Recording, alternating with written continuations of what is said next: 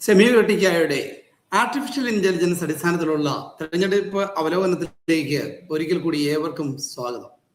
ഇന്ന് നമ്മൾ വിശകലനം ചെയ്യാൻ പോകുന്ന മണ്ഡലങ്ങൾ ഇരിക്കൂർ, ധർമ്മടം.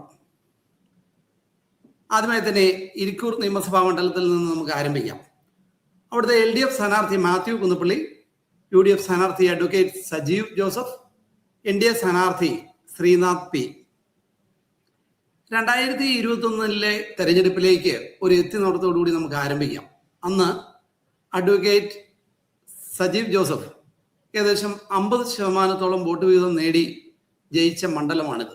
രണ്ടാം സ്ഥാനത്തെത്തി LDF സ്ഥാനാർത്ഥിക്ക് 43% വോട്ട് വീതമാണ് ലഭിച്ചത്. നമ്മൾക്ക് ഏവർക്കും അറിയാവുന്നതുപോലെ ഓരോ സ്ഥാനാർത്ഥിയുടെയും ജയപരാജയങ്ങൾ തീരുമാനിക്കുന്ന 5 ഘടകങ്ങളുണ്ട്. ഈ ഘടകങ്ങളിൽ ഓരോ പാർട്ടിയിലും ഇരിക്കൂർ നിയമസഭയിലെ ജനങ്ങൾ എങ്ങനെ ഓരോ പാർട്ടിയും വിലയിരുത്തുന്നു എന്ന് നമുക്ക് നോക്കാം.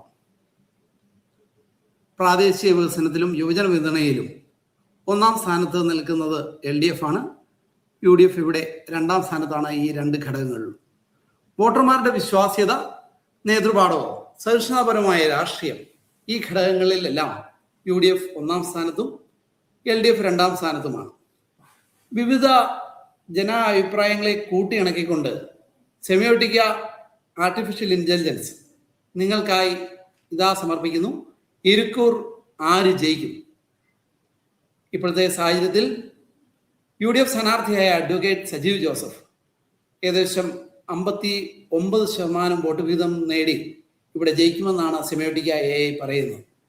LDF 35% വോട്ട് വീതത്തോടുകൂടി 2ാം സ്ഥാനത്തും, NDA സ്ഥാനാർത്ഥി 3ാം സ്ഥാനത്ത് 5% വോട്ട് വീതത്തോടുകൂടി എത്തുമെന്ന് സെമിയോട്ടിക്ക പ്രവചിക്കുകയാണ്. ഇനി നമുക്ക് ധർമ്മടത്തേക്ക് ഒന്ന് നോക്കാം. ധർമ്മടം നിയമസഭാ മണ്ഡലത്തിൽ കേരള മുഖ്യമന്ത്രിയായ പിണറായി വിജയൻ LDF സ്ഥാനാർത്ഥിയായി മത്സരിക്കുന്നു. UDFിലെ അബ്ദുൾ റഷീദ്, NDAയിലെ K രഞ്ജിത്ത് എന്നിവരാണ് മറ്റ് സ്ഥാനാർത്ഥികൾ. 2021 നിയമസഭാ മണ്ഡലത്തിൽ ഇവിടെ LDF സ്ഥാനാർത്ഥിയായ പിണറായി വിജയൻ 59% വോട്ട് വീതം നേടി വിജയിച്ച ഒരു മണ്ഡലമാണ്. 2ാം സ്ഥാനത്ത് വന്ന UDF സ്ഥാനാർത്ഥിക്ക് ഏകദേശം 28% വോട്ട് വീതമാണ് ലഭിച്ചത്. NDA സ്ഥാനാർത്ഥിക്ക് 9%.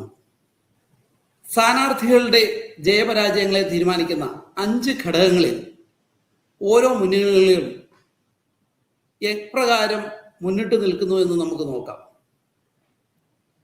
പ്രാദേശിക വികസനം, യുവജന പിന്തുണ, വോട്ടർമാരിലെ വിശ്വാസ്യത, നേതൃപാടവം, സഹിഷ്ണുതാപരമായ രാഷ്ട്രീയം, ഈ 5 ഘടകങ്ങളിലും ഇവിടെ LDF 1ാം സ്ഥാനത്താണ്. UDF ഈ എല്ലാ ഘടകങ്ങളിലും 2ാം സ്ഥാനത്താണ്. NDA ഈ ഘടകങ്ങളിലെല്ലാം 3ാം സ്ഥാനത്തേക്ക് പിന്തള്ളപ്പെട്ടിരിക്കുന്നു. ഇനി സെമിയോട്ടിക്ക ആർട്ടിഫിഷ്യൽ ഇന്റലിജൻസ് നിങ്ങൾക്ക് വേണ്ടി പ്രവചിക്കുന്നു. 2026 ധർമ്മടം നിയമസഭാ മണ്ഡലത്തിൽ ആര് ജയിക്കും? ഓരോരുത്തരുടെയും വോട്ട് വിഹിതം എത്രയെന്ന് നമുക്ക് നോക്കാം. LDF സ്ഥാനാർത്ഥിയായ പിണറായി വിജയൻ ഇവിടെ 56% വോട്ട് വിഹിതത്തോടുകൂടി ജയിക്കുവാനാണ് സാധ്യത.